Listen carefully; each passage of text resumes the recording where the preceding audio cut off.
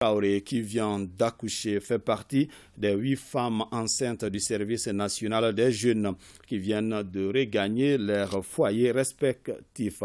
Elle a reçu la visite du ministre de la Jeunesse et des Sports. Il veut témoigner à travers cette visite la gratitude des autorités de la transition. Pour plus de détails, écoutons le ministre Mosa Ag Atayer. Il est au micro de Boubacar Kanouté. À l'endroit de toutes les femmes qui sont parties faire cette formation, celles qui sont en état de grossesse, qu'elles sachent que nous tenons compte d'elles, nous tenons compte de leur état.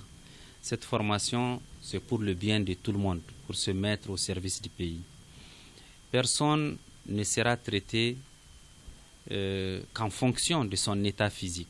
Et nous avons pris toutes les dispositions pour que les femmes, particulièrement les femmes enceintes, qu'elles bénéficient d'une formation appropriée à leur état, c'est-à-dire la forme civile de la formation. À l'endroit de ceux qui ne sont pas encore venus, nous avons évacué déjà 8 autres femmes qui vont aussi bénéficier de la même attention. C'est un exemple qu'elles donnent.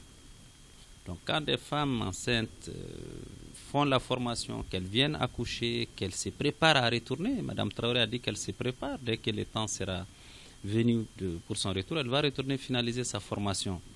Donc, à l'endroit des hommes, qu'ils sachent que le message est donné par les femmes. Donc, j'invite toutes les recrues à se donner à fond à cette formation. Cette formation, c'est pour leur bien, c'est pour leur inculquer les idéaux de la République, c'est pour les inculquer les civismes nécessaires, les formations de déontologie nécessaires, pour qu'elles soient toutes et tous des serviteurs de l'État modèle. Et j'apporte un démenti formel et catégorique aux informations infondées qui ont circulé.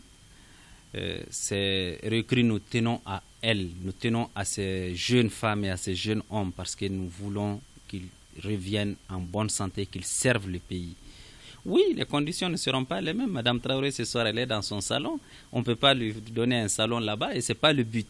Le but, c'est d'aller prendre la température de la vie militaire, de vivre la réalité des militaires, d'apprendre à manier les armes et pour être à la fin quoi. Pas seulement, ils seront plus des fonctionnaires classiques.